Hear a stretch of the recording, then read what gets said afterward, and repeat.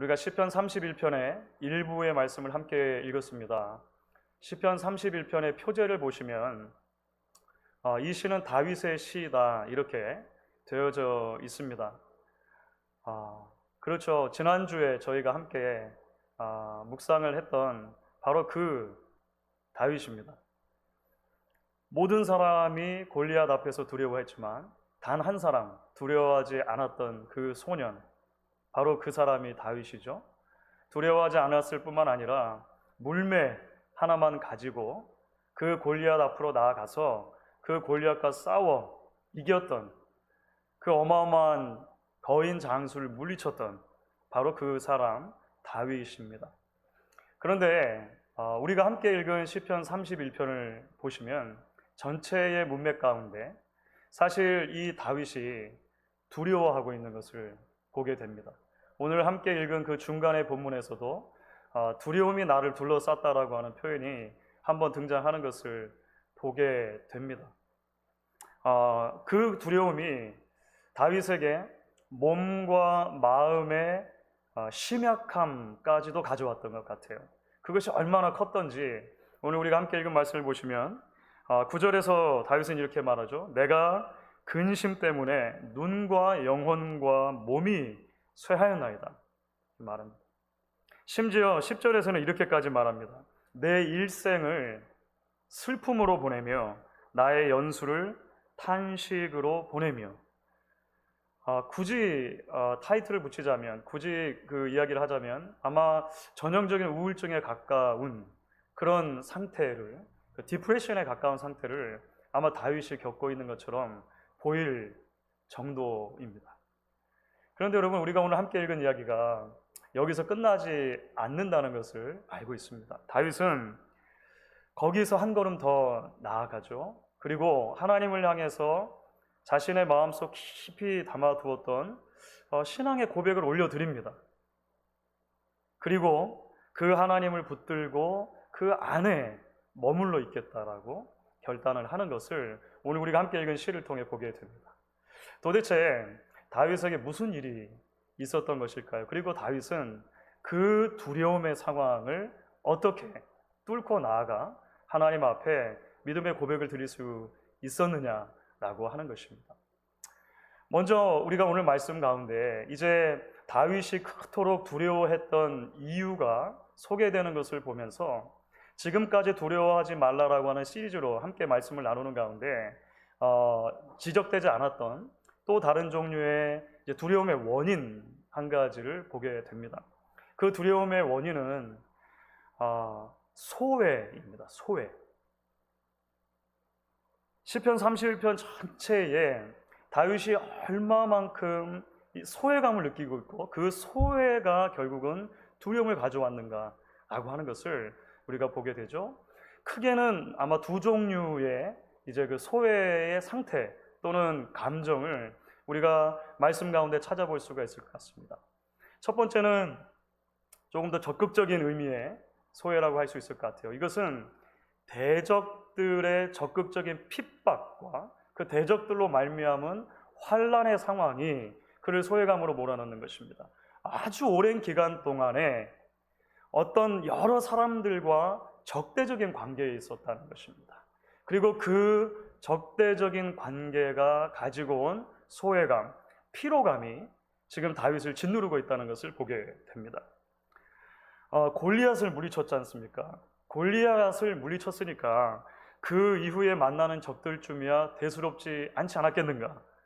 라고 생각하면 사실은 오산인 것이죠.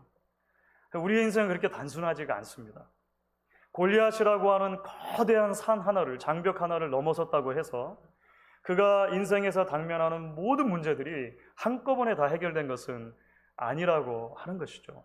여러분, 실제로 지난주에 우리가 살펴보았던 골리앗과 싸워 이긴 사건은 많은 사람들이 예상하는 것처럼 다윗의 삶 속에 이제는 고생 끝 행복 시작의 삶을 가져다 주지 않았습니다.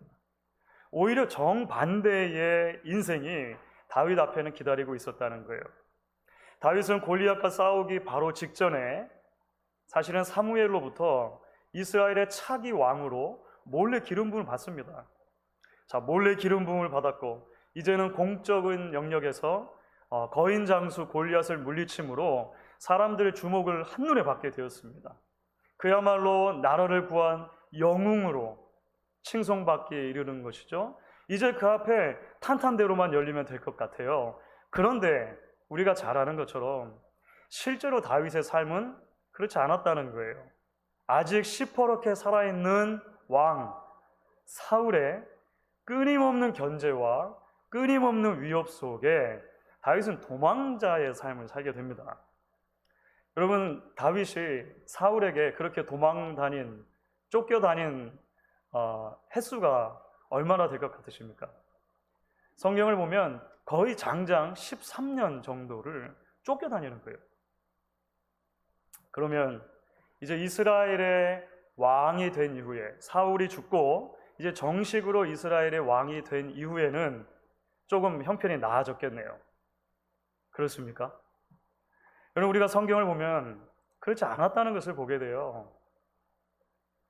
비록 사울은 죽었고 그 장벽을 넘어선 것처럼 보이지만 그의 삶에는 왕이 된 이후에도 여전히 적대적인 관계에 오랜 기간 노출될 수밖에 없는 상황이 있었다는 것을 보게 됩니다. 그것은 전쟁 때문입니다.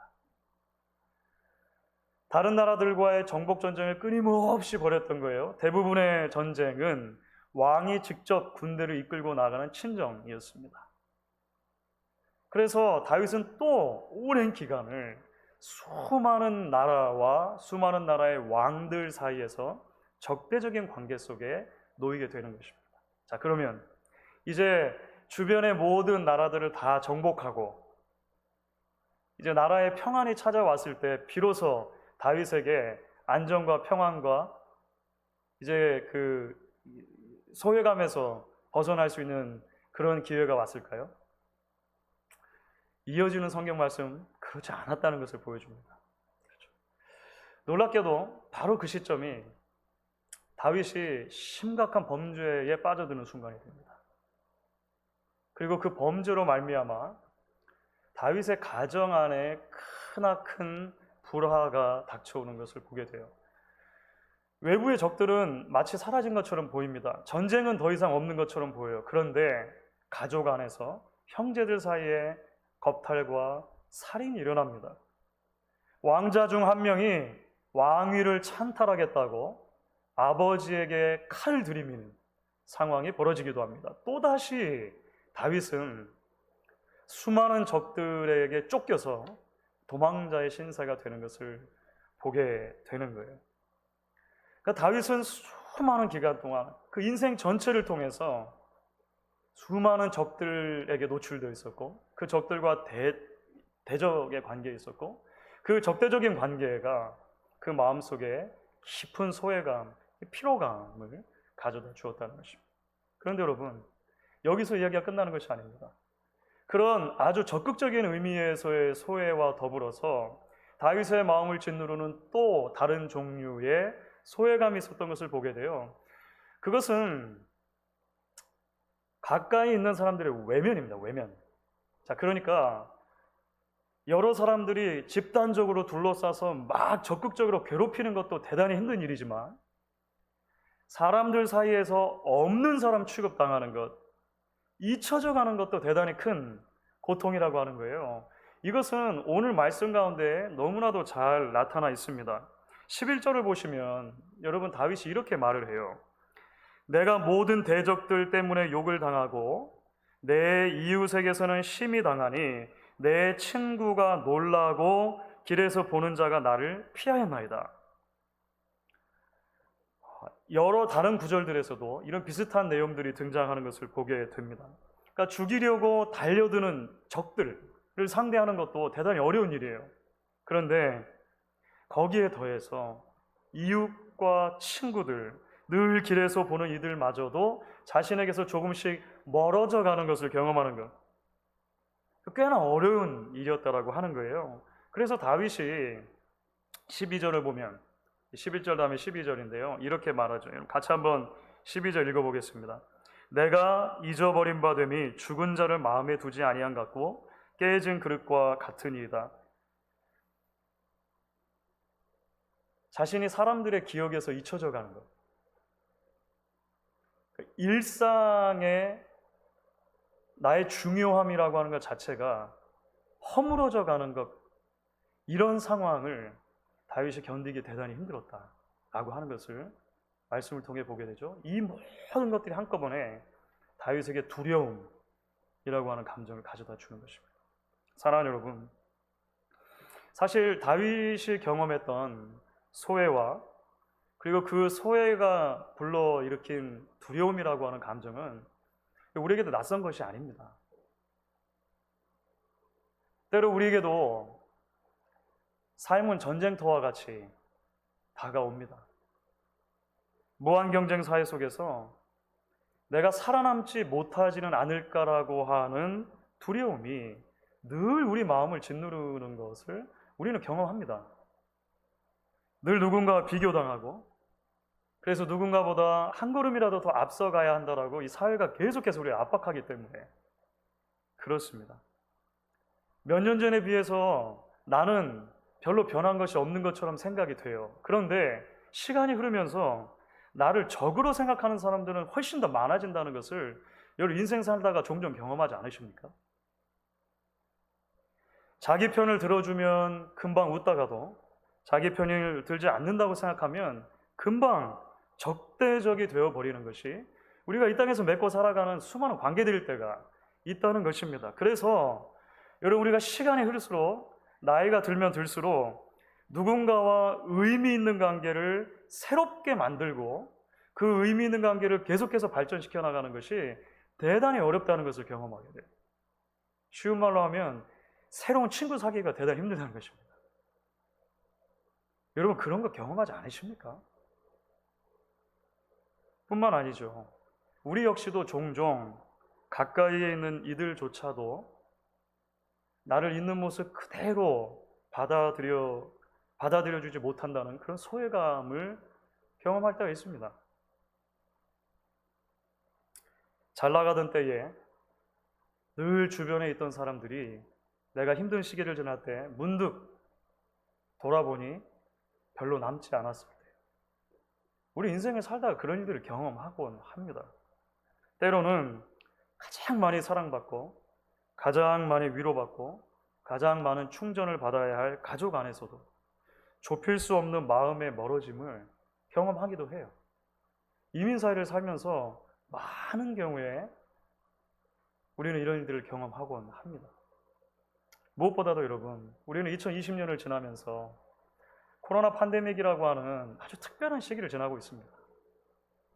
이 특별한 상황이 참으로 많은 이들을 적극적인 의미에서 또는 소극적인 의미에서 소외감으로 몰아넣는다는 것을 우리는 경험하고 있습니다. 정도의 차이는 있지만, 정도의 차이는 분명히 있겠지만 우리 모두의 마음 한구석에 어느새 도태에 대한 두려움과 실패에 대한 두려움과 멀어짐에 대한 두려움과 잊혀짐에 대한 두려움들이 자리 잡게 되는 것 같아요.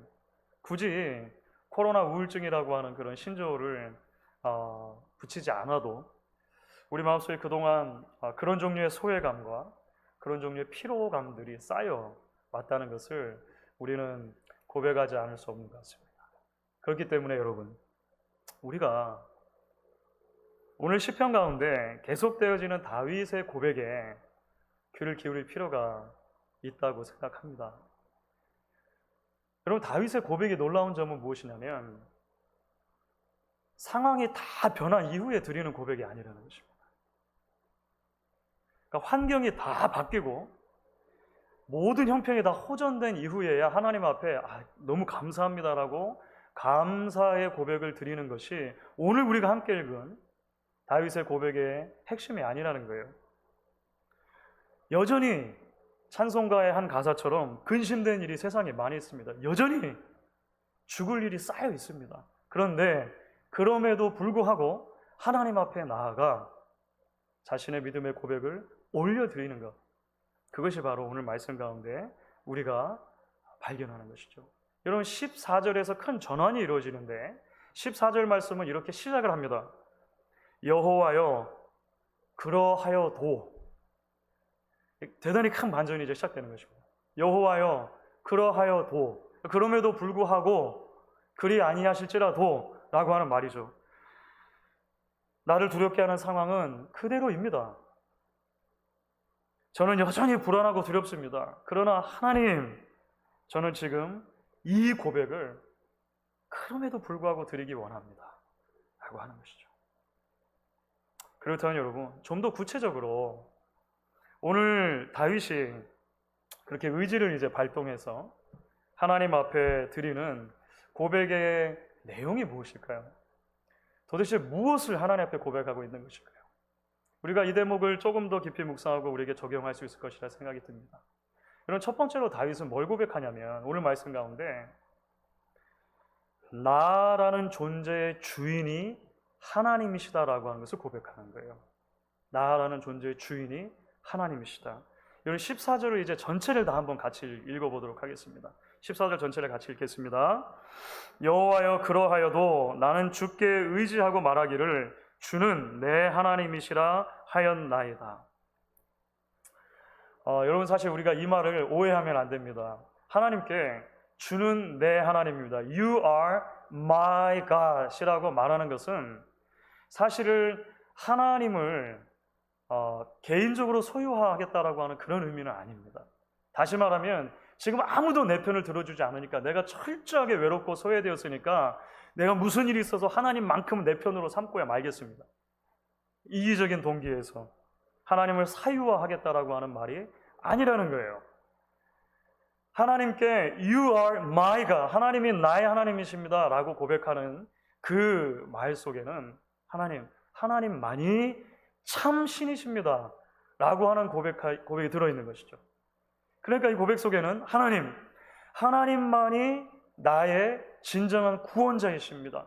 하나님만이 내가 의지할 유일한 대상이십니다 라고 하는 의미가 들어있는 거예요. 다시 말하면 하나님, 나의 존재 전부는 하나님 때문에 의미가 있는 것입니다. 나는 하나님의 것입니다 라고 고백하는 것입니다. 코로나 팬데믹으로 그 외출 자제 명령이 막 떨어졌을 때, 그러니까 한 3월 달쯤이죠. 3월 달쯤에 인터넷에서 많은 사람들의 공감을 불러일으켰던 글 하나가 있습니다. 위스콘신에 사시는 한 전직 교사 키티 오메라라고 하는 분이 3월 달 당시에요. 그 당시에 인터넷에 글을 올린 거예요. 좀 긴데 앞부분을 소개하면 이렇습니다. 그리고 사람들은 집에 머물렀다. 그리고 책을 읽고 음악을 듣고 휴식을 취했으며 운동을 하고 그림도 그리고 놀이를 하고 새로운 존재 방식을 배우며 조용히 지냈다. 그리고 더 깊이 귀 기울여 들었다. 어떤 이는 명상을 하고 어떤 이는 기도를 하고 어떤 이는 춤을 추었다. 어떤 이는 자신의 그림자와 만나기도 했다. 그리고 사람들은 전과 다르게 생각하기 시작했다. 그리고 사람들은 치유되었다. 그리고 무지하고 위험하고 생각 없고 가슴 없는 방식으로 살아가는 사람들이 사라지자 지구가 치유되기 시작했다. 뒤에 좀 더 있습니다. 이런 내용이었어요. 팬데믹으로 인해서 이제 거의 그때는 이제 반강제적으로 집에 머무는 시간이 많아질 무렵이잖아요. 그때 이 키메라라고 하는 분이 오메라라고 하는 분이 적어 올린 글이 여러분 왜 많은 사람들의 공감을 불러일으켰을까요? 아마도 그것이 그 당시에 이제 막 팬데믹의 락다운이 시작이 되면서 많은 사람들이 기대하는 것이었을 수 있다, 이런 생각을 하게 됩니다. 그런 변화가 좀 일어났으면 하는 바람이 있었던 거겠죠. 이런 시간을 통해서 정말 특별한 시간을 지나는데 나도 무언가를 깨닫고 저 사람들도 무언가를 깨닫고 그래서 나도 치유되고 저 사람들도 치유되고 우리 살고 있는 지구가, 우리가 살고 있는 시대가 치유되었으면 하는 바람들, 그런 바람들이 있었던 것 같아요. 그런데 여러분, 그 이후로 6개월이 지났습니다. 그 6개월이 흐르는 동안 여러분 우리는 보았습니다. 여러분 실제로 우리가 살고 있는 사회가 치유되고 있습니까? 치유되었습니까? 사람들의 마음이 예전보다 더 풍요로워지고 풍성해지고 이해심이 많게 되었습니까? 우리는 오히려 반대적인 상황들이 훨씬 많이 벌어지고 있는 것을 뉴스를 통해 접하게 돼요. 사랑하는 여러분, 우리가 여기서 기억해야 될 것은 무엇이냐면 우리가 정말로 묵상해야 할 것이 무엇이냐라고 하는 것입니다. 우리가 정말 묵상해야 하는 것은 1차적으로는 나의 그림자도 아닐 것입니다. 새로운 존재 방식을 배우고 휴식을 취하는 것도 중요하지만 그것만으로 충분하지 않다는 것입니다. 무엇보다도 신앙인들에게 있어서 우리가 정말로 붙들고 잊지 않고 이번 기회를 통해서 묵상해야 될 제목이 있다면 그것은 하나님을 묵상하는 것입니다. 하나님을. 하나님이 어떤 분이시고 그 하나님의 나를 위해서 어떤 일을 행하셨는가를 묵상하는 것입니다. 그리고 그 하나님만이 나의 하나님이 되었었는가를 우리는 진지하게 고민하고 질문해야 한다라고 하는 것입니다. 하나님 외에 내가 정말 의지했던 것은 없었는지, 하나님보다 더 사랑했던 것은 없었는지, 하나님 말고 나의 나됨을 보장한다고 믿고 추구했던 것은 없었는지 돌아보는 것이죠. 그래서 하나님이 정말 나의 하나님이 맞습니다. 그래서 하나님, 나는 하나님의 사람이 맞습니다 라고 고백할 수 있는지 우리는 이 시기를 통해서 깊이 있게 우리 자신들을 돌아보고 하나님 앞에 나아가야 한다라고 하는 것이죠. 여러분, 이제 두 번째로 다윗이 고백하는 대목이 있습니다. 다윗은 나라고 하는 존재의 주인이 하나님이십니다 라고 의도적으로 하나님 앞에 고백할 뿐만 아니라 거기서 한 걸음을 더 나아가요. 15절입니다. 15절 같이 한번 읽도록 하겠습니다. 15절 같이 읽습니다. 나의 앞날이 주의 손에 있사오니 내 원수들과 나를 핍박하는 자들의 손에서 나를 건져 주소서. 나의 앞날이라고 번역된 그 단어가 있는데요, 여기서 앞날은 원래 원어를 그대로 풀면 나의 시간들입니다. My times.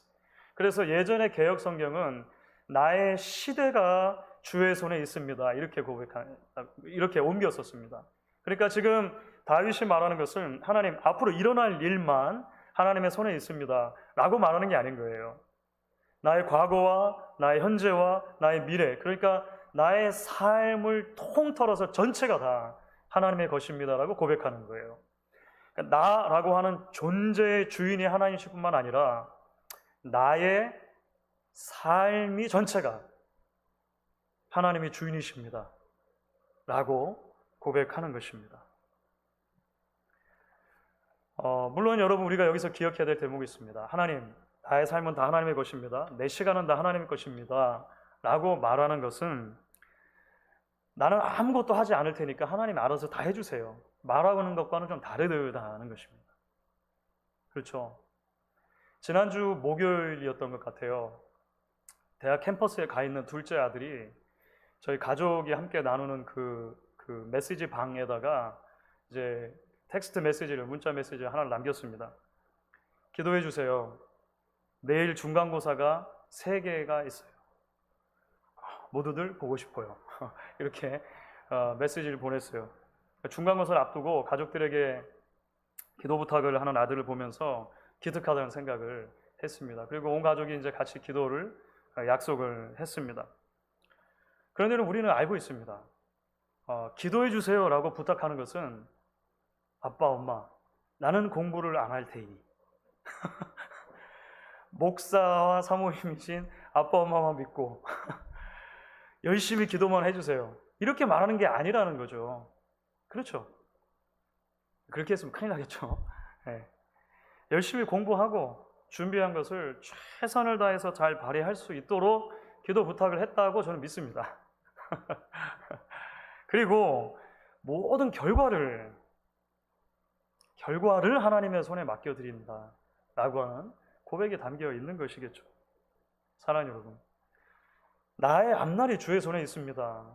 나의 시대가 주의 손에 있습니다. 라고 고백하는 것은 저는 이제 손 뗐습니다. 하나님 알아서.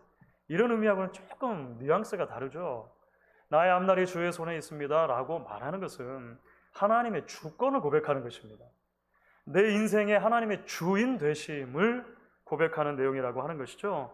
지혜와 지식도 중요하고 경험과 노력도 필요하지만 결국 우리 인생의 발걸음을 옮기는 분은 하나님이시다라고 고백하는 거예요.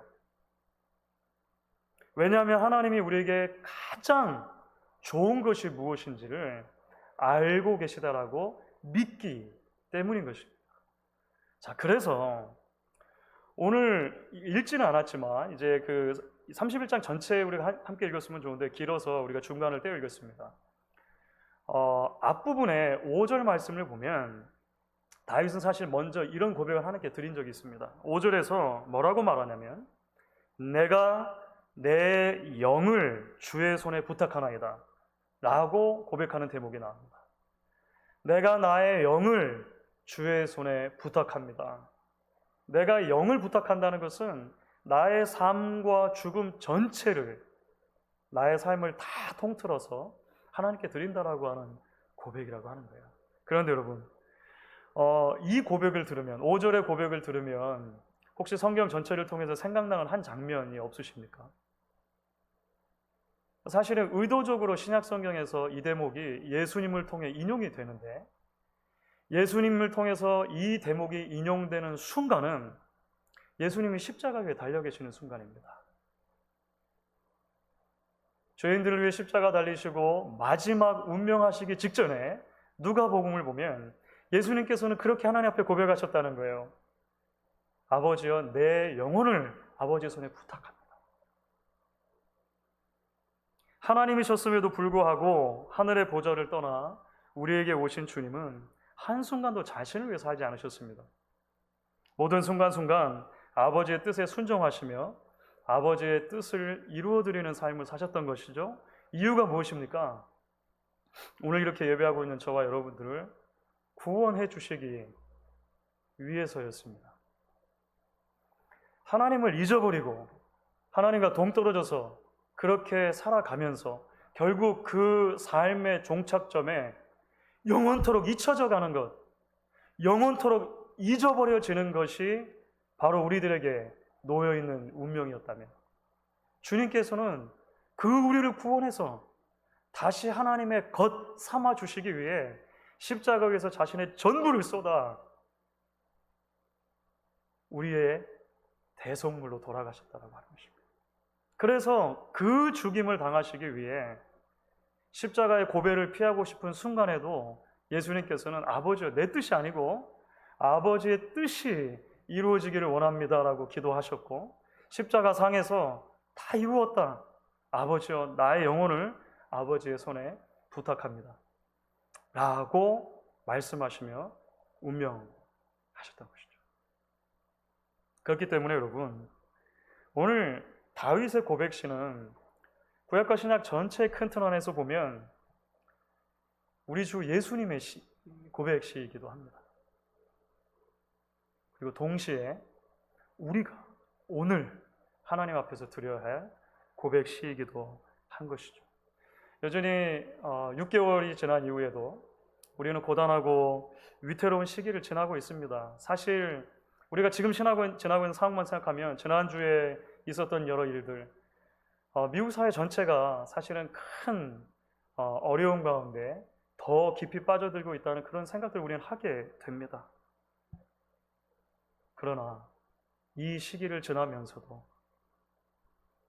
다니엘의 세 친구의 고백과 같이 그렇기 때문에 만의 신앙이 아니라 그리 아니하실지라도의 신앙의 고백이 욥처럼 주님이 나를 반드시 100% 살려주실 것이기 때문에가 아니라 설령 그가 나를 죽이시더라도의 신앙으로, 우리를 앞서갔던 한 신앙의 선배가 찬송가 가사에서 기록한 것처럼 내 뜻이 이루어졌기 때문에 만의 신앙이 아니라 내 주여 뜻대로의 신앙으로 그렇게 하나님 앞에 고백하며 우리에게 주신 하루하루를 걸어갈 수 있는 저와 여러분 될 수 있기를 주의 이름으로 간절히 축원하겠습니다.